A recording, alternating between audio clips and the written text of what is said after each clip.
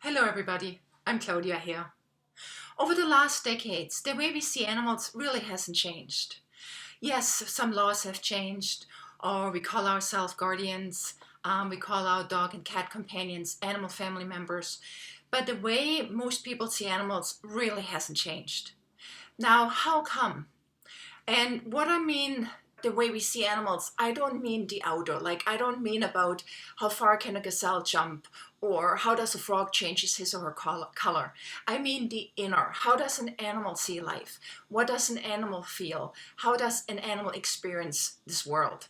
Most people still think that we cannot communicate with animals, that animals don't really think, or they have very limited thinking abilities, and the list goes on and on and on. And how come? Where does this come from? Or how come we haven't really changed the way we see animals? Well, what we have to think about, where does our knowledge actually come from? So our knowledge about the inner life of the animals actually is handed down from generation to generation to generation. So pretty much what you know, you've been taught to by your parents, who've been taught by their parents, and so on and so on. And over the years, not much has changed.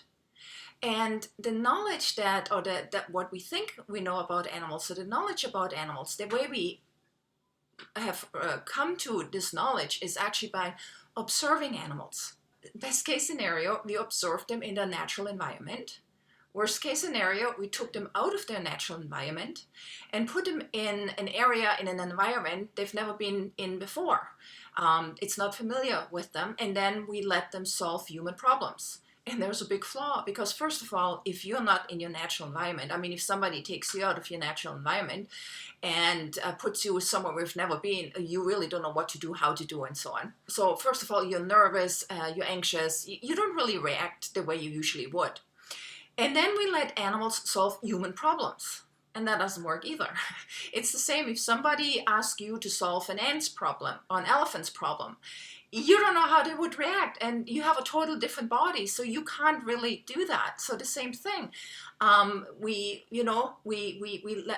put animals in this situation and then say, here, do.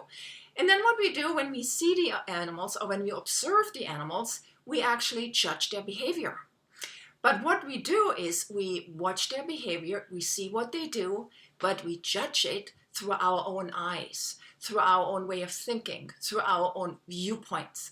And that's why there's so many misunderstandings between humans and animals. And that's why there's so much, because we see things from our own perspective.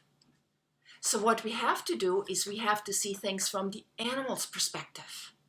And once we do, we will find out how wonderful animals are, how amazing they are, the depth of their knowledge, the depth of their feelings, the depth of their abilities, the depth of their wishes. Animals are so absolutely amazing. So what we have to do is we have to start seeing things from the animal's perspective. Once we do that, we change the way we see animals and everything will change. And that's what I would like to offer you here and invite you to do with me here. I like to show you everything from the animal's perspective. Welcome to claudiahehr.com, where you'll get to truly know and understand animals. Thank you.